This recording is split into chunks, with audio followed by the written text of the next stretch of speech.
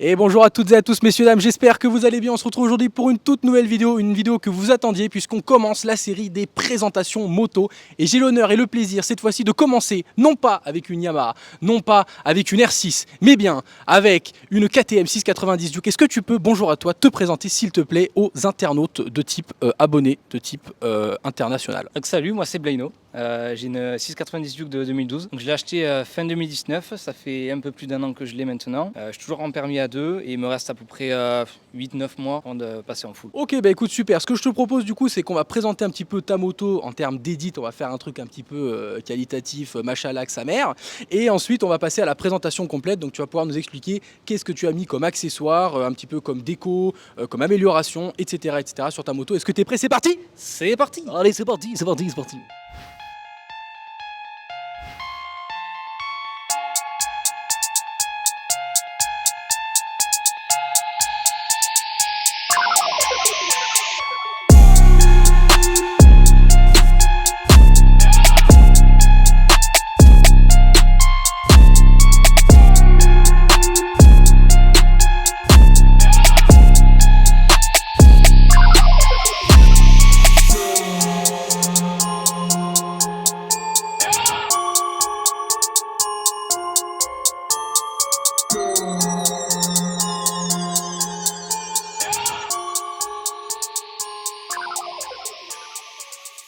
Comme Loris. J'enlève la bonnette, je remets la bonnette. Freestyle. Du coup, maintenant qu'on a le global, c'est-à-dire 690 Duke de 2012, est-ce que tu peux, s'il te plaît, nous présenter en détail pour commencer tous les accessoires que tu as rajoutés, ou en tout cas les points importants sur ta moto? Je te laisse commencer, c'est parti. Alors dessus il y a des étriers Brembo. Ok, donc étrier Brembo, est-ce que tu sais combien de pistons, combien de... Ok, bah c'est bien. c'est pas... c'est pas grave. Étrier Brembo, ça claque, il n'y a pas ça sur toutes les motos. Donc étrier Brembo d'origine, suspension WP d'origine. Ça clacos. Sur le haut, donc j'ai fait un petit fer teinté, la petite bulle en rappel avec le capot de selle. Yes, petite touche KTM en carbone, ça fait très plaisir. Des petits protège-mains, donc pareil, d'origine KTM. Ah oui, c'est embrayage hydraulique.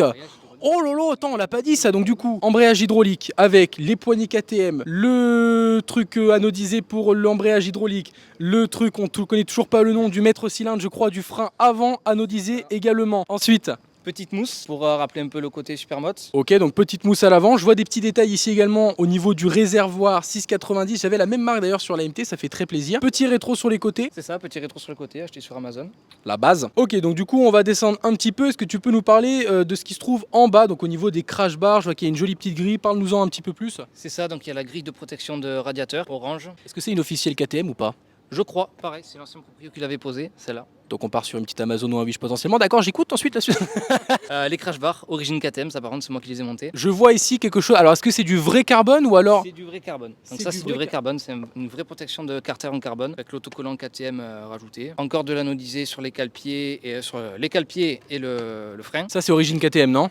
Ça origine KTM et ça je pense pas. Ça pareil, c'est l'ancien propriétaire qui l'a mis. Petit Wish également, ça fait plaisir.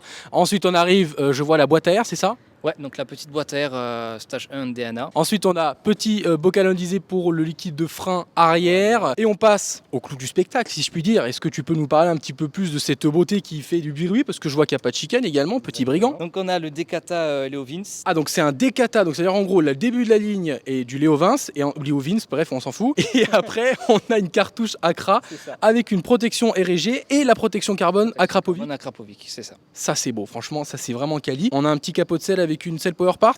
La petite selle Comfort Power Parts, le capot de selle que j'ai fait.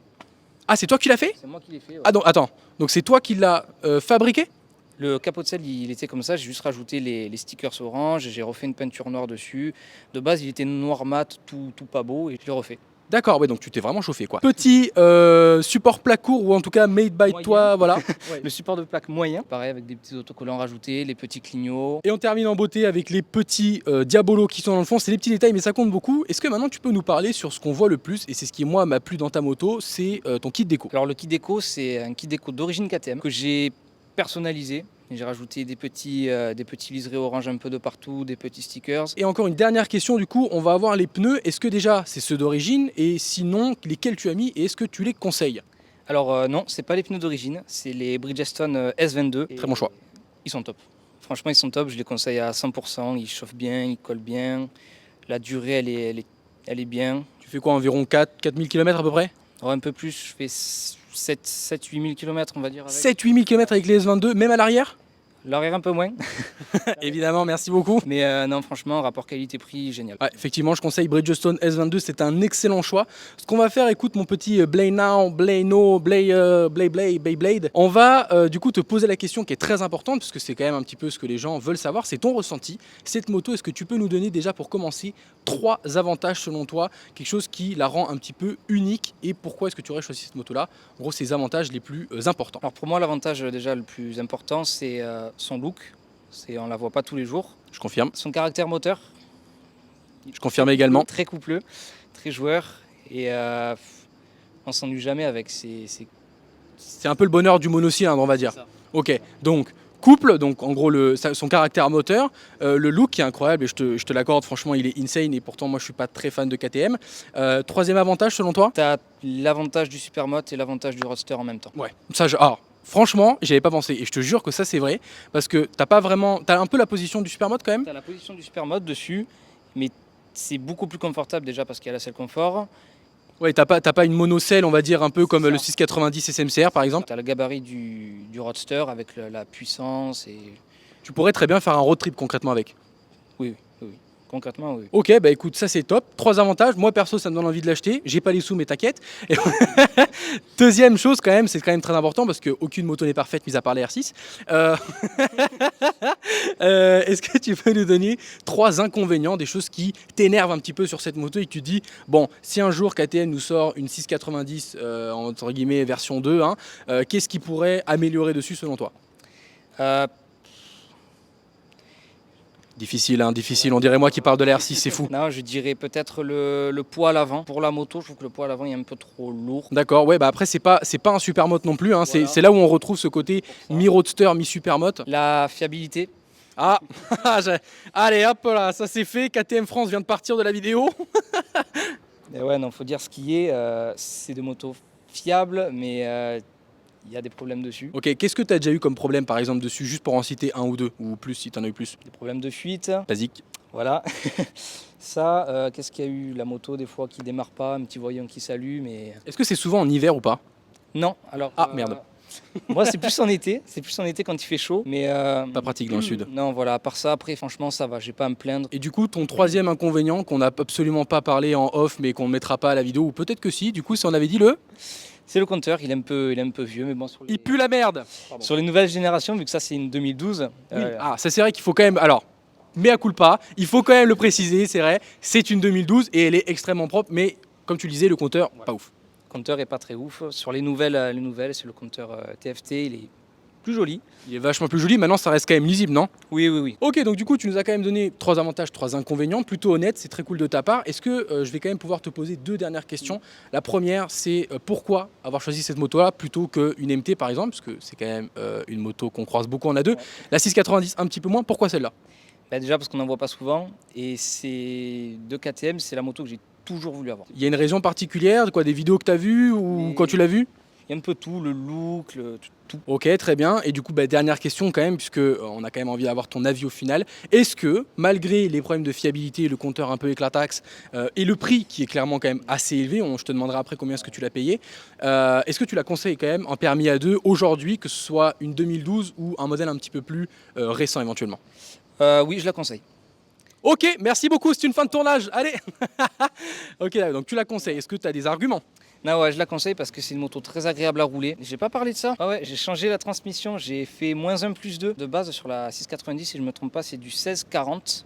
D'accord, je sais pas ce que c'est, mais ouais. 16 à l'avant, pignon et 40 à l'arrière. Ok. Et je suis passé en 15-42. Ce qui fait que tu as plus d'allonge. Non. Merde. Je fais genre j'étais mécano, mais pas du tout. J'ai plus de puissance. Donc, Du coup, ça patate en wheeling? C'est ça. Allez, ça patate en wheeling, c'est parti. La boulangerie française est en train d'arriver. Ok, ouais, donc au final, tu la conseilles quand même beaucoup pour les permis A2, malgré le prix que tu as payé quand même combien en 2019? Alors déjà, alors on répète juste, 2012, elle avait combien de kilomètres quand tu l'as acheté? Quand je l'ai acheté, elle avait 22 000 km. Et tu l'as acheté combien? 5 000 €. Oh, sérieux? C'est pas cher. C'est pas cher. C'est pas cher. Il n'y avait pas le kit déco? Il y avait kit déco. Il y avait pas grand chose dessus en soi, mais toutes les petits trucs que j'ai rajoutés, capot de selle, tous les petits détails anodisés. Ça lui a fait prendre un peu de valeur, je pense. Parce qu'en vrai, 5000 € pour une 690, même avec 22 000 km, franchement, c'est pas cher. C'est vraiment pas cher. Je l'ai pas payé cher. Est-ce que tu as un dernier mot à dire aux gens par rapport à ta moto ou à quelque chose?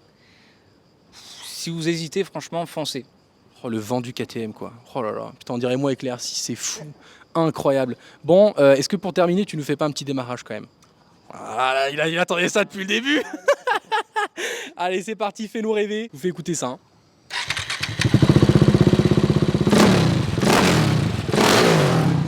Oh le cochon! Oh le cochon! Alors attends, regarde, je me permets, j'y vais doucement. C'est sympa, hein? Oulala! Oh là là là là! Bon bah écoutez, c'est très bien, on vient de réveiller tout le quartier, ça fait très plaisir.